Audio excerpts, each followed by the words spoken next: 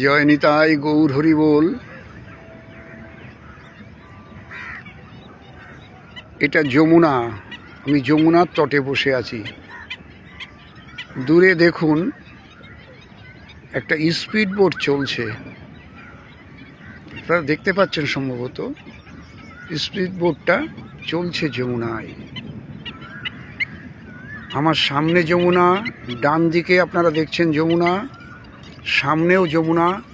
কত অসংখ্য পাখি বসে আছে যমুনার তীরে। আমার বাঁ দিকেও যমুনা।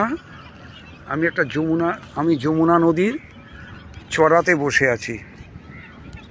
প্রতিদিনকার মতো আমরা কিছু ভাগবতীয় কথা আস্বাদনে ব্রতী হয়েছি। আজকেও আমাদের যে আলোচনার বিষয় সেটাও খুব সুন্দর।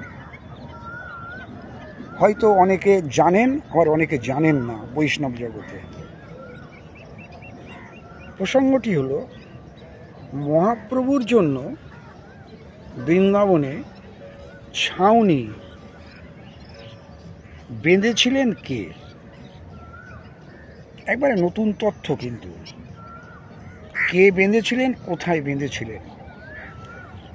মহাপ্রভুর জন্য বৃন্দাবনে ছাউনি বেঁধেছিলেন কে এবং কোথায়? আমরা আস্বাদন করছি সেই বৃন্দাবনের যমুনার তীরে বসে। এর জন্যে আমরা সাহায্য গ্রহণ করেছি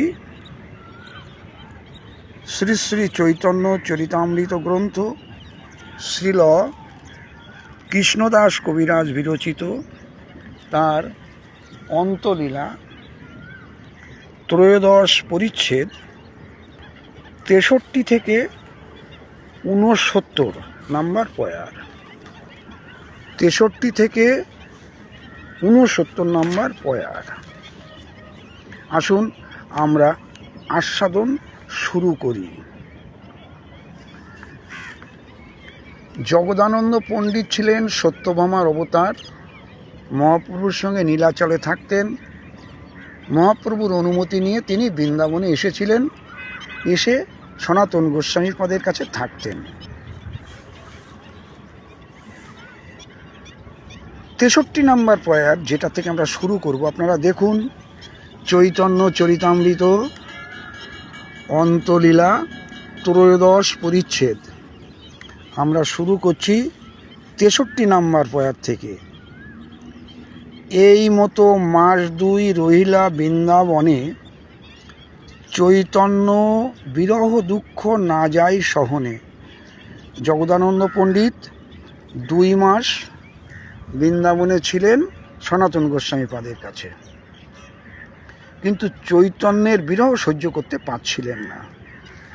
মহাপ্রভুর সন্দেশ কহিল সনাতনে, আমিও আসিতেছি রহিতে করিও এক স্থানে।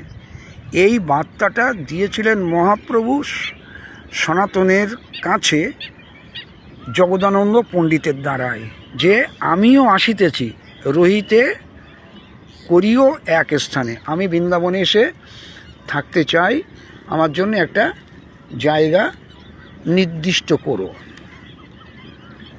জগদানন্দ পণ্ডিত তবে আজ্ঞা মাগিলা, সনাতন প্রভুকে কিছু ভেট বস্তু দিলা।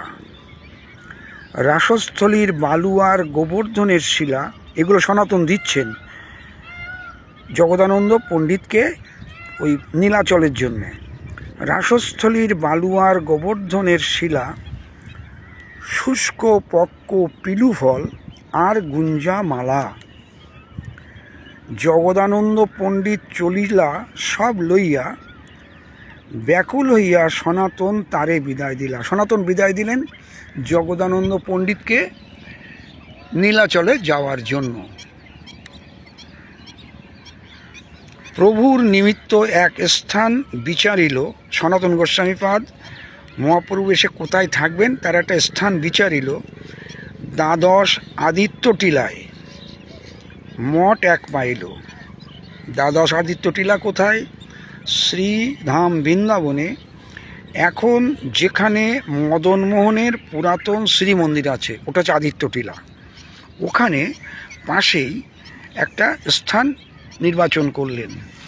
সেই স্থানে রাখিল গোসাই সংস্কার করিয়া, এই দেখুন, সেই স্থান রাখিল গোসাই সংস্কার করিয়া, মঠের আগে রহিল এক ছাউনি বাঁধিয়া।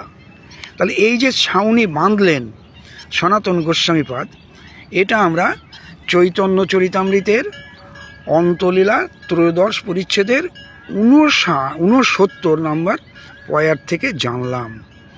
তাহলে আমরা জানতে পারলাম যে বৃন্দাবনে মহাপ্রভু থাকার জন্যে এই ছাউনি বেঁধেছিলেন কে এবং কোথায়। এর উত্তরটা আমরা পেলাম চৈতন্য চরিতামৃত গ্রন্থের অন্তলীলা ত্রয়োদশ পরিচ্ছেদ 63 থেকে 69 নম্বর শ্লোক। আপনারা ভালো থাকবেন, আনন্দে থাকবেন, সুখে থাকবেন। আশা করি আপনাদের ভজন কুশল। জয় নিতাই, গৌর হরিবোল, জয় শ্রী রাধে শ্যাম। হরে কৃষ্ণ কৃষ্ণ কৃষ্ণ হরে হরে, হরে রাম রাম রাম হরে হরে।